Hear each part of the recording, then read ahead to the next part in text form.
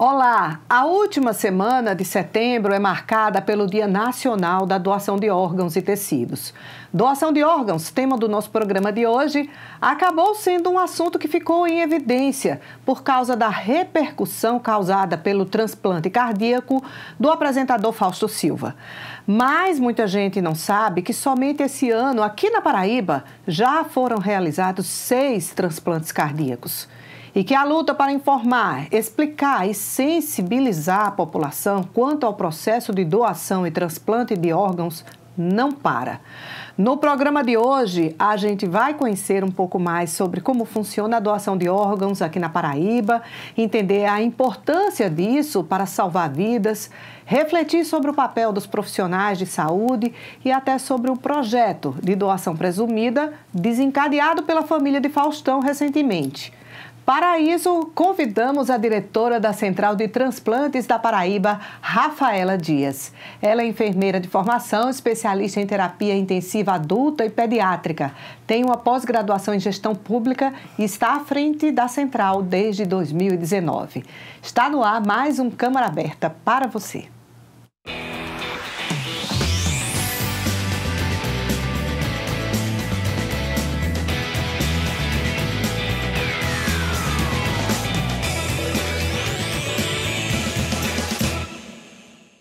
Rafaela Dias, seja muito bem-vinda aqui ao nosso programa. Eu que agradeço esse convite, é muito importante nesse momento de discussão. Como você mesma falou, é um momento da gente tentar sensibilizar cada vez mais toda a sociedade. Então, o caso do apresentador Faustão, né? Por ele ser muito famoso, trouxe muita visibilidade a essa temática, mas também uma enxurrada de desinformação sobre o sistema de doação, a fila e tudo mais. A fila, principalmente, as pessoas questionaram muito pela urgência e pela rapidez com que ele fez o transplante cardíaco. Como, de fato, funciona essa fila do transplante? Eu acho que é uma curiosidade que ficou aí no ar para muita gente. Pois é, o caso do apresentador Fausto Silva acabou antecipando o Setembro Verde, não é? Porque antecipamos nossas discussões, também foi um momento de aprendizado, um momento em que a gente pode ter a oportunidade de esclarecer a população como é que acontece, como é que um paciente ele é inserido em uma lista, por que o transplante de Faustão foi tão rápido. Então também é um momento de aprendizado, sobretudo um momento de aflição, mas graças a Deus deu tudo certo com ele, mas também um momento de aprendizado e de reflexão. No caso de Fausto Silva, né, ele estava na lista de espera de São Paulo. Na semana que Faustão entrou nessa lista de espera, foram realizados 7 transplantes de coração em São Paulo, ou seja, um coração por dia, vamos dizer assim, e ele foi o 8º. O 8º desses transplantes que aconteceram lá. Logicamente que São Paulo é infinitamente maior do que nossa região, né, que nosso estado. Então, o número de doações e de transplantes é compatível com o número de habitantes. Então, o que parece rápido demais para nós aqui, em São Paulo, segue em outro ritmo e velocidade pela dimensão populacional que existe lá e de doações. Exatamente. E aí as pessoas acharam que Fausto Silva, ele furou a fila. Por ser rico e tudo mais. Não, e não se trata disso. Ele não houve nem de forma alguma, né, nenhuma maneira de beneficiá-lo pela condição financeira. Ele entrou nessa lista única do SUS de espera. Ele foi o 8º a ser transplantado. Desses 7 transplantes que antecederam dele, 4 pessoas não estavam como prioridades. E aí você me pergunta, mas eles não estavam como prioridades e realizaram transplantes? Sim, porque nem sempre você está como prioridade numa lista de espera, você será compatível com o doador da hora. Apareceu um coração e às vezes o primeiro da lista de prioridade não é compatível, então vai para o segundo e assim por consequência, né? Exatamente. Então, foi basicamente isso que aconteceu com ele, né? Aqui na Paraíba, a gente tem um crescimento que hoje chama a atenção. Eu ia até falar, vamos falar da fila de transplante aqui na Paraíba, né? Fala um pouco desses dados, números de pessoas que aguardam hoje, não só o coração, que foi o caso que a gente começou aqui falando por causa de Fausto, mas também de uma maneira geral. Isso. A nossa fila de espera hoje nós temos mais, né, de 400 pessoas aguardando por um órgão. Esse ano já realizamos 179 transplantes de órgãos e tecidos.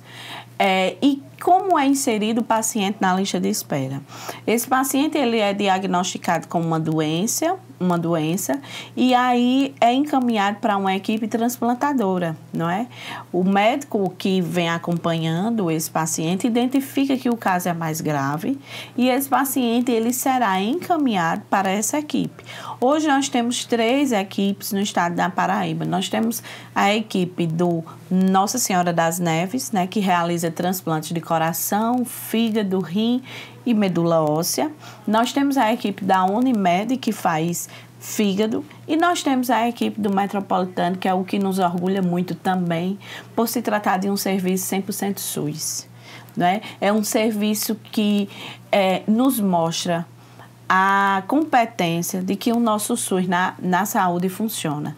Porque imagina, transplantes é um procedimento de alta complexidade. E não é só no momento do transplante, é no momento do pré, e do pós. Durante e o pós. Então, veja que condições nós temos hoje na Paraíba de absorver essas demandas. E de uma estrutura daquela que hoje a gente sabe que o Metropolitano é. Então, nos orgulha muito, né, o Metropolitano ser um hospital nosso, porque é nosso. É de ponta, né? Um hospital de ponta. E é preparado. Além do mais, que muitas pessoas não sabem, ele faz transplante cardíaco e ele é o 5º do Brasil a realizar transplante cardíaco de coração em crianças. Então, assim, isso é um marco para Paraíba, né? Isso mostra que nível de saúde hoje nós estamos desfrutando no nosso estado. O que faz uma pessoa estar na lista de urgência em relação à outra, né? Assim, existem então 2 listas específicas para você estar esperando por um órgão? Não.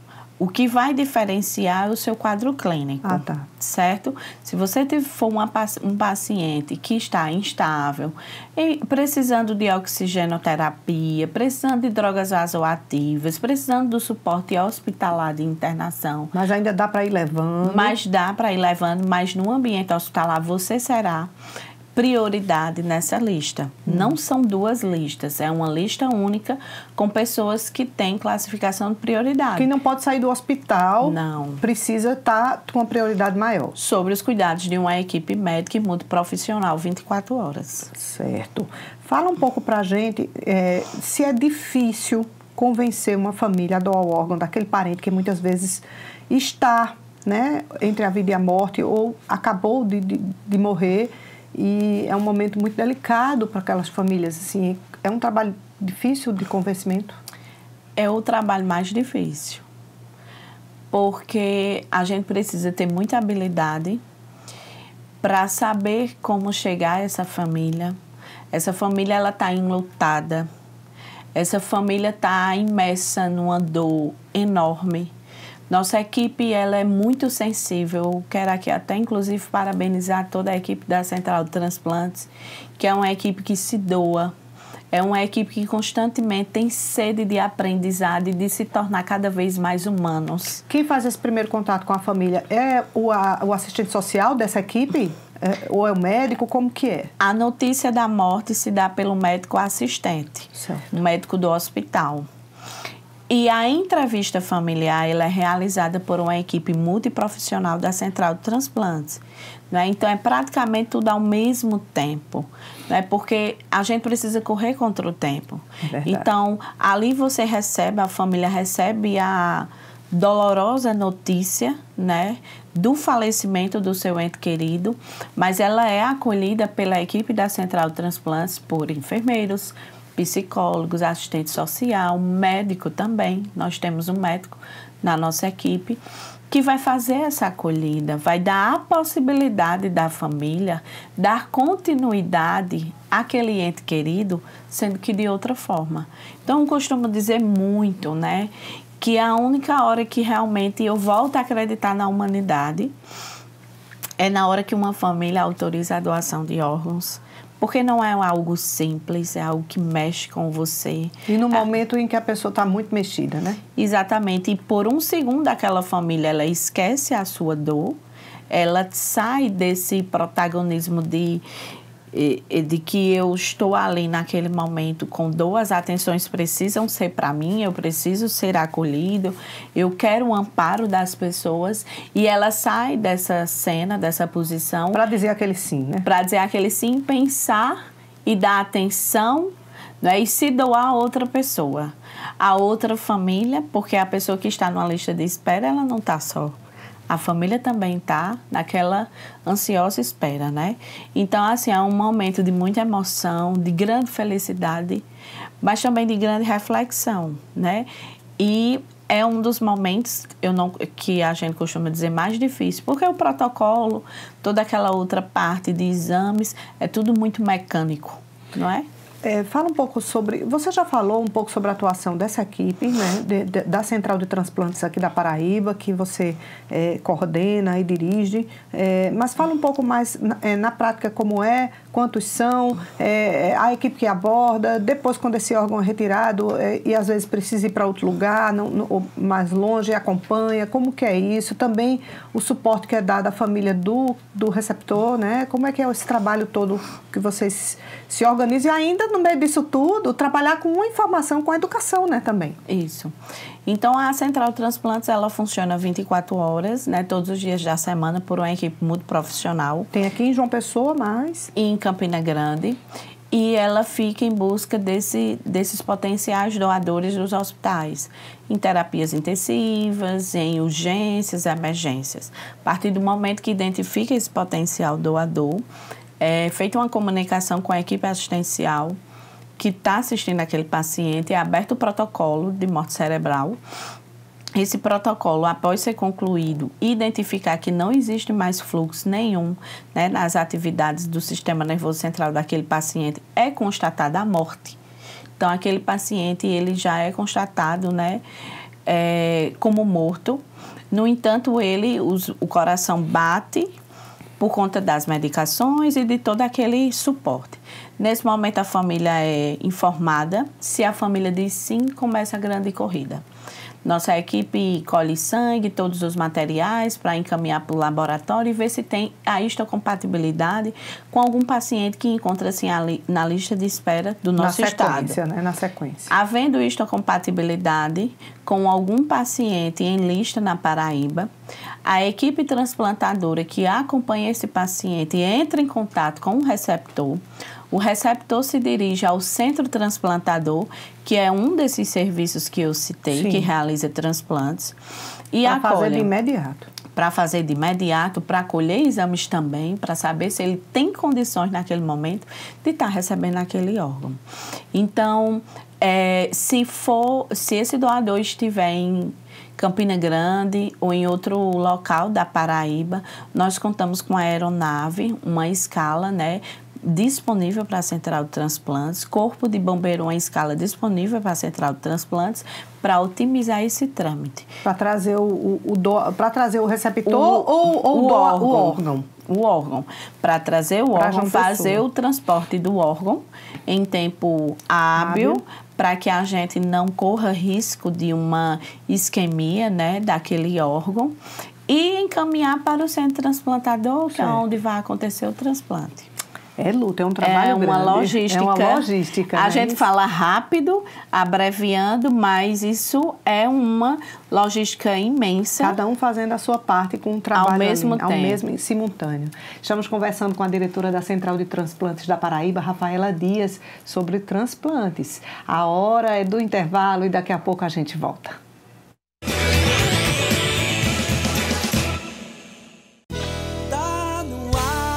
Preste muita atenção, vai ter câmara no seu bairro.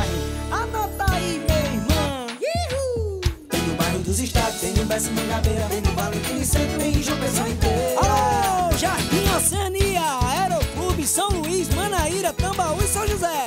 Dia 28 de setembro tem Câmara no seu bairro. A próxima plenária acontecerá no bairro do Bessa. Venha participar! Câmara Municipal de João Pessoa. Imagine suas férias onde o sol nasce primeiro, com história, fé e cultura e forró o ano inteiro. De um povo acolhedor, como nunca se viu na vida. Faça logo suas malas e vem-se embora pra Paraíba. Nós temos um litoral de águas verdes quentinhas, um rio que corre pro mar, um forte Santa Catarina, cores e tantos sabores, e uma natureza tão linda.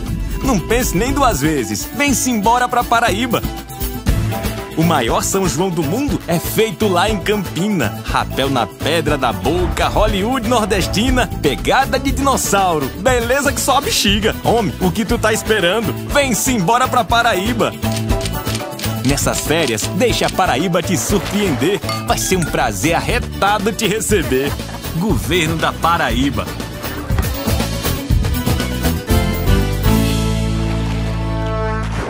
Quero começar o meu discurso dizendo que, como vereador, vou priorizar a área da educação. Esse é o caminho para a construção de um futuro melhor. Queremos priorizar também a construção de mais casas populares. Afinal de contas, uma cidade só pode crescer de forma organizada quando possui o cidadão como prioridade. Vamos também Com a sua participação, os vereadores ajudam a construir um futuro melhor. Câmara Municipal de João Pessoa. Bom dia, boa tarde, boa noite para você que está me assistindo. Hoje vamos falar sobre um fenômeno que vem se alastrando em proporções avassaladoras. Tudo começa com um simples transmissor. Uma pessoa que passa para o seu grupo familiar, que espalha para sua comunidade e rapidinho temos um grande número de pessoas contaminadas. Parece até o espalhamento de um vírus. E na verdade, esse fenômeno é uma espécie de vírus. Eu estou falando das fake news em um processo eleitoral. Essa divulgação de boatos e notícias falsas é letal para a democracia. Acaba com a reputação de pessoas idôneas, esconde a verdade sobre candidatos mal intencionados e no final todo mundo leva tempo para se curar dos efeitos. Então vamos combinar o seguinte? Tudo que você receber, verifique, confira a fonte, consulte as agências de checagem. Quem espalha fake news prejudica outras pessoas, a si mesmo e pode estar cometendo um crime. Se for fake news, não transmita. Justiça eleitoral, a justiça da democracia. Você quer contribuir para melhorar nossa João Pessoa? A sua ideia pode fazer parte de uma lei da cidade. Conheça o E-Democracia, o portal de participação popular da Câmara Municipal, em que cada cidadão pode contribuir perguntando, opinando e dando sugestões para novos projetos de leis. Acesse edemocracia.joaopessoa.pb.leg.br. E-Democracia, sua participação melhora a nossa cidade. Câmara Municipal de João Pessoa, a casa do povo. Reconstruir a educação é uma questão de tempo. Por isso, o governo federal lançou o Escola em Tempo Integral, um dos mais importantes programas de incentivo à educação em tempo integral que o país já viu. Com mais tempo na escola, a gente pode cuidar melhor da educação brasileira e garantir aos estudantes os direitos de aprender e se desenvolver integralmente.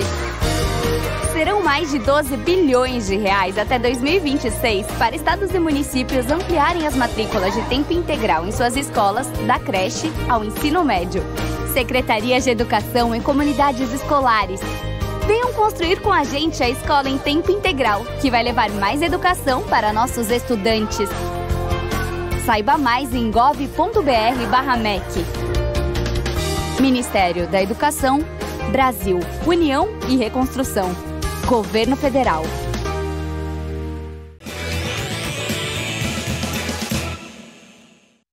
O Câmara Aberta está de volta com a nossa entrevista sobre doação de órgãos e tecidos com a diretora da Central de Transplantes da Paraíba, Rafaela Dias. Rafaela, fala um pouco sobre essa proposta de doação presumida que veio à tona, acredito que já era algo que se discutia, mas veio à tona basicamente mais em evidência por causa da família de Faustão, né, que tem trabalhado nos bastidores articulando isso. Como você mesma citou, não é nada ainda definido, não é nada ainda que já foi legalizado, né? Eles estão nessa batalha de tornar você ser um doador. Vamos explicar mesmo o que é uma doação presumida, né? Você ser um doador automático, né? Eles estão lutando por essa lei, então você precisa se declarar não ser doador. Então, é essa luta. É o contrário do que funciona hoje, né? Isso, então... a gente precisa aguardar o posicionamento do Ministério da Saúde, o que é que eles vão nos informar e nos direcionar. A gente sabe que hoje como é que funciona.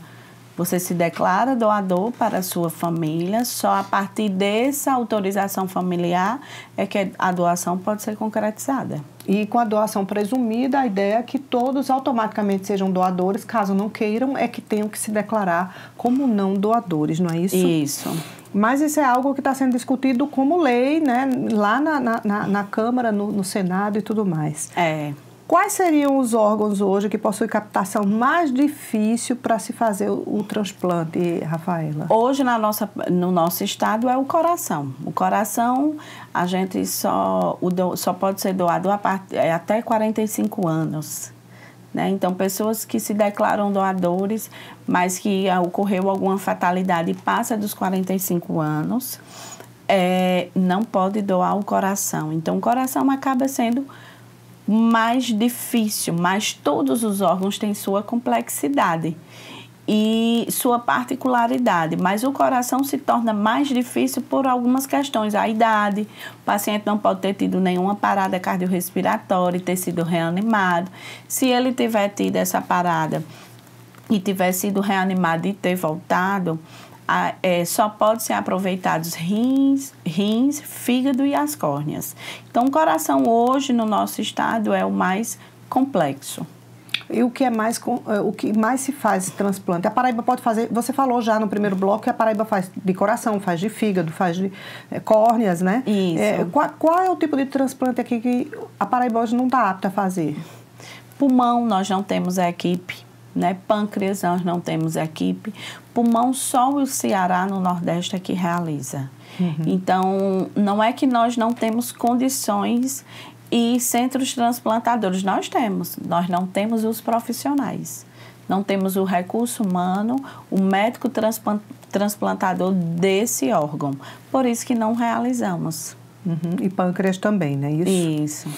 Quando há a doação, as famílias do doador e do receptor têm algum tipo de contato posterior, que a gente viu que houve uma identificação ali no caso de Faustão, mas isso não é comum. Não. Pela legislação, a Central Transplantes ela não pode, em nenhum momento, facilitar. Então, a identidade ela precisa ser preservada da família doadora e do doador.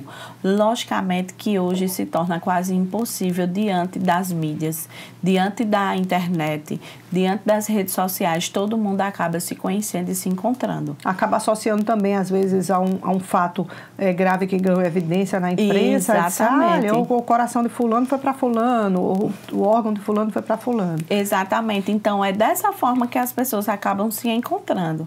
Mas, legalmente, nós não temos, né, esse respaldo. Ainda que as famílias queiram? Aí, se as famílias quiserem, elas podem se encontrar e ter esse vínculo, né, esse momento. Mas a Central de Transplantes, ela não pode estar no meio dessa articulação.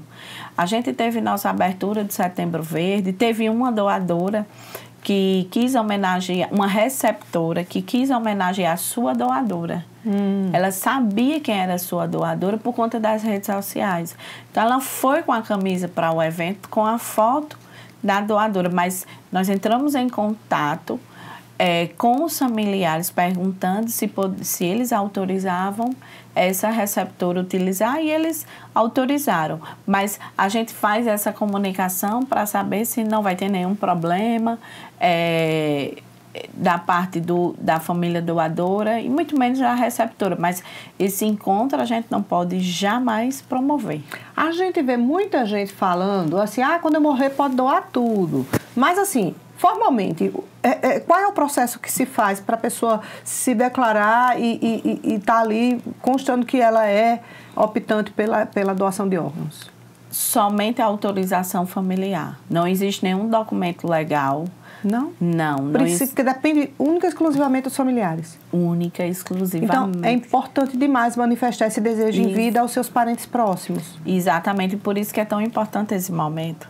Porque a gente não fala com os nossos familiares que nós queremos ser um doador de órgãos. A gente se depara com uma entrevista como essa, se depara com eventos, com situações que nos identificamos e dizemos assim, na hora que alguém está assistindo nossa entrevista vai dizer, se acontecer alguma coisa comigo, eu sou um doador. Diga aí. Se você for doador, diga para quem está perto de você. É importante isso, gente. Exatamente. É muito importante. Porque a gente não vai conversar sobre um assunto impactante numa mesa redonda de casa, não é? Mas quando a gente se depara com um momento como esse, a gente tem a reflexão. É verdade. E aí a gente manifesta e deixa aquela mensagem para a nossa família que nós tínhamos o desejo de ser um doador e contribuir com outras pessoas quando para a gente não vai mais servir para nada. Aí, na hora que há aquela abordagem, eventualmente, da equipe, mesmo em meio àquela dor, aquela família vai se lembrar dessa manifestação de desejo do parente, né? Exatamente. O que facilita muito. A gente nem precisa falar sobre a importância de doar órgãos e tecidos hoje, né? Porque a gente sabe a diferença entre a vida e a morte. Então, assim... mas eu acho que isso fica também uma lição e uma importância muito grande para a humanidade. Para o quanto um gesto como esse ele é capaz de fazer reverberar suficientemente e fazer repensar alguns conceitos da vida, você não acha? Com certeza, porque é a oportunidade, né, que nós temos de fazer o bem, não é? Não importa, mesmo diante de tanta dor, a gente precisa que a misericórdia de Deus realmente nos alcance, que a gente se torne cada vez mais propagadores do bem, da vida. Falar de doação, autorizar a doação de órgãos, é você dar continuidade à vida de um ente seu querido. Então, saber que o coração de um ente seu continua batendo, saber que o rim de um ente seu continua funcionando em uma pessoa e que a gente está aqui de passagem, para quê? Para fazer o bem. Para fazer o bem, e aquilo não vai lhe servir mais. A gente precisa doar, se desprender, não é? Nosso plano, ele é maior e não se encerra aqui, não é? Então, é isso, é a magnitude de se trabalhar com doação, de se trabalhar com transplantes, é ver que a vida, ela pode ter um novo recomeço de uma nova forma. Rafaela, eu fiquei só com uma dúvida. Às vezes, por exemplo, já aconteceu de um órgão ser doado aqui, não ser compatível com a lista local ainda dá tempo dele ser transferido para outro lugar? Acontece isso? Muito. Não só de ir, como também de chegar? Muito, acontece muito. Se não existe ninguém compatível com aquele órgão, nós oferecemos aquele órgão para o Sistema Nacional de Transplantes, ele vai triar, ver qual é o estado mais próximo. Para vir mandar buscar a via aérea, ver se tem alguém compatível e aí a gente encaminha o órgão. É isso. Não existe fronteiras, não existe distância para quando a gente quer salvar uma vida. Salvar uma vida. Essa última semana, né, a semana que marca aí o dia, né, nacional, Setembro Verde, claro, foi cheio de atividades, mas essa última semana o que é que a Central de Transplante reservou aí, já que a gente está encerrando aqui a nossa entrevista?